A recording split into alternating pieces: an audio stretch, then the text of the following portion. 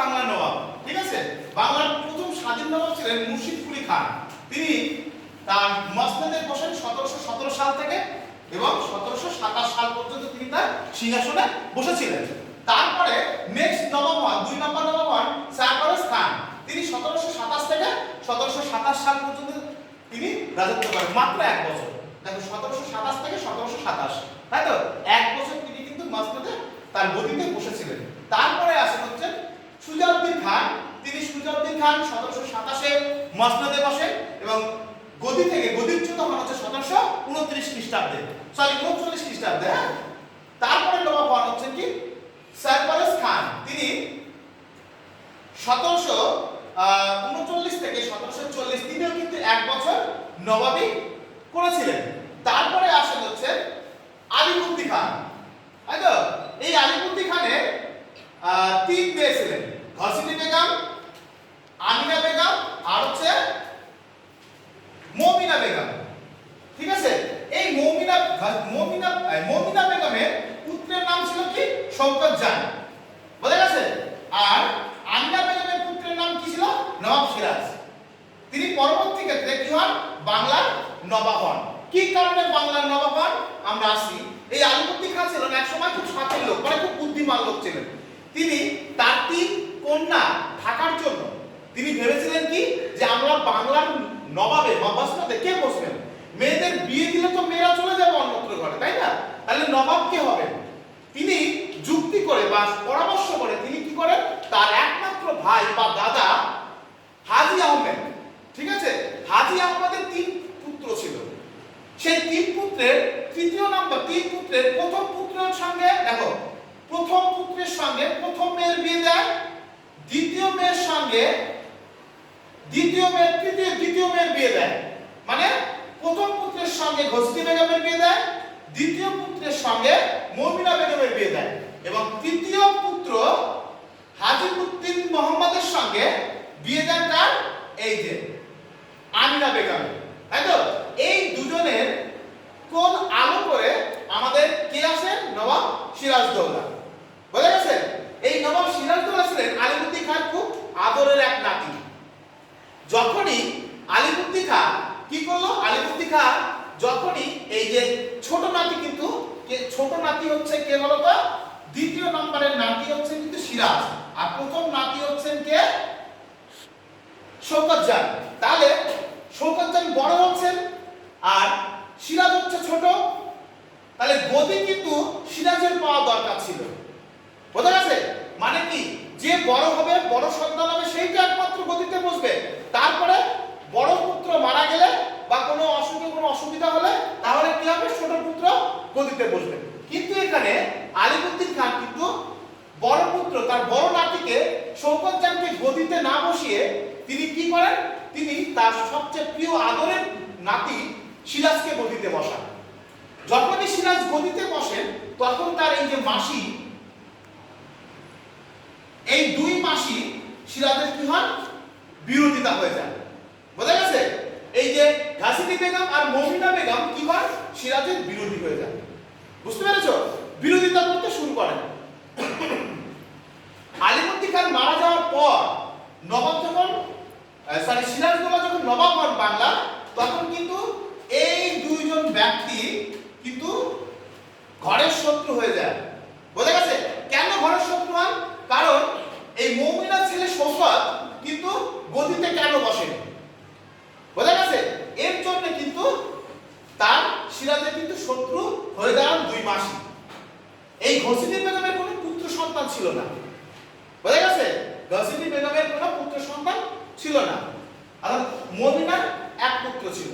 সিরাজদৌল্লার খুব নবাব যখন হয় 14 বছর বয়সে তিনি নবাব হন। 14 বছর বয়সে নবাব হওয়ার পর সিরাজদৌল্লার যে বিবাহ হন সিরাজদৌল্লার, মুসলিমদের মধ্যে কি আছে বলো তো, এই যে জ্যাঠার ছেলে, তোমার হচ্ছে কাকার ছেলে, পিসির ছেলে, মাসির ছেলে, এই ধরনের ছেলে মেয়েদের সঙ্গে কিন্তু বিবাহ আগেকার দিনের লোকেরা দিয়ে থাকতেন।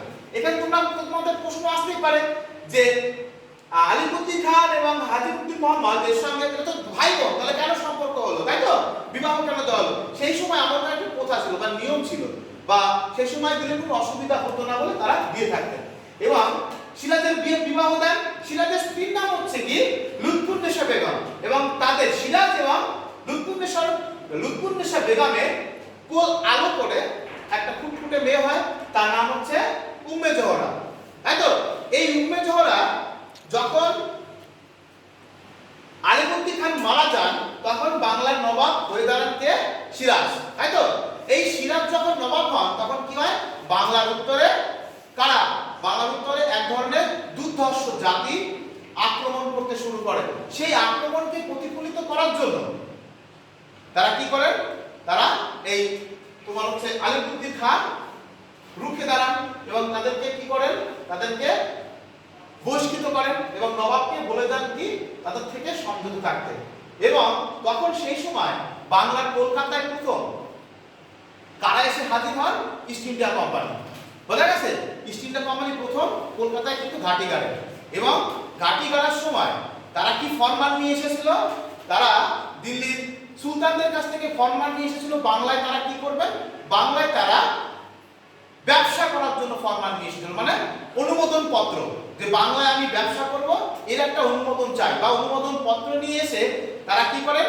বাংলায় তারা আস্তে আস্তে ঘাঁটি গাড়তে তৈরি করেন, দুর্গ তৈরি করতে শুরু করেন। এবং নবাব বারবার তাদেরকে, সিরাজদৌল্লা নবাব বারবার তাদেরকে কি করেন? বারণ করা সত্ত্বেও তারা কিন্তু কি করেন? আস্তে আস্তে তারা ঘাঁটি করেন, দুর্গ স্থাপন করেন। কিন্তু দুর্গ স্থাপন করার রাইট তাদের ছিল না, কিন্তু তার সত্ত্বেও তারা কিন্তু দুর্গ স্থাপন করছে বা করেছিল। সেই জন্য কি করেছিল নবাব? 13,000 সেনা পাঠিয়ে কলকাতা কি করেন? আক্রমণ করেন। বোঝা গেছে? কলকাতা আক্রমণ করার পর ব্রিটিশ ইস্ট ইন্ডিয়া কোম্পানিকে হারিয়ে কলকাতার নাম আলীবর্দী খানের নাম অনুসারে কলকাতার নাম দেওয়া হয় কি? আলীনগর।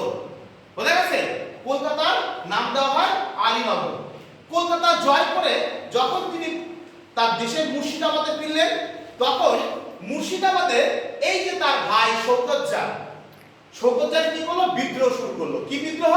যে দাদা সিংহাসনে বসেছে, যদি দাদাকে পরাজিত করতে পারি সিংহাসন আমার, তাই তো এই সিংহাসন নেওয়ার জন্য, সিংহাসনে লাভের জন্য নিজের ভাইদের সঙ্গে কি করলো? এই শওকত জাহ সিরাজদৌল্লার সঙ্গে যুদ্ধ শুরু করে দিল। এই যুদ্ধের নাম হচ্ছে পূর্ণিয়ার যুদ্ধ। বোঝা গেছে? পূর্ণিয়ার যুদ্ধ শেষ হবার পর তাহলে পরপর দুখানা যুদ্ধ হলো, একটা হচ্ছে আলীনগরের যুদ্ধ আর একটা পূর্ণিয়া যুদ্ধ। তখন কি করে?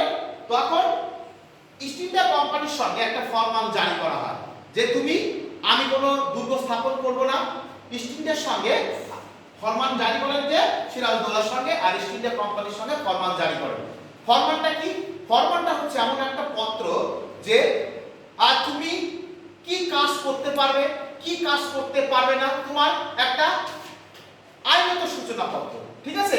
সেখানে দুজনেরই সিলমোহর থাকবে, ইস্ট ইন্ডিয়া কোম্পানির সিলমোহর থাকবে, বাংলার নবাবের সিলমোহর থাকবে। সেই যে চুক্তিপত্র হয়, সেই চুক্তিপত্রের নাম হয় কি বলতো? আলীনগরের সন্ধি। বোঝা গেছে? এইবার সন্ধি করার পর এই যে আলীনগর অর্থাৎ কলকাতা যখন আক্রমণ করেন, সেই ইস্ট ইন্ডিয়া কোম্পানিদের কি করা হয়? ইস্ট ইন্ডিয়া কোম্পানির যে সমস্ত সেনাদার ছিল, যাদের সঙ্গে যুদ্ধ করেছিল, যারা পরাজিত করেছিল, তাদেরকে একটা বদ্ধ কারাগারে, যে ঘরের মধ্যে 130 জন আটবে, সেই ঘরের মধ্যে ঠেলে ফেপে ঢোকানো হলো কত? 145 জনের মতো লোককে। দেখুন এই যে আমাদের একটা ক্লাসরুম, এই ক্লাসরুমের মধ্যে কতজন লোক আটবে? এরকম করে দাঁড়িয়ে থেকে লোক আটবে 145 জন। ঠিক আছে? সেই জায়গায় আমি কি করলাম? 190 জনকে ঢুকিয়ে দিলাম, ঢুকিয়ে দিয়ে বাইরে তালাবদ্ধ করে দিলাম। তাহলে সেই ঘরের মানুষ কতক্ষণ থাকতে পারবে? বেশিক্ষণ নয়।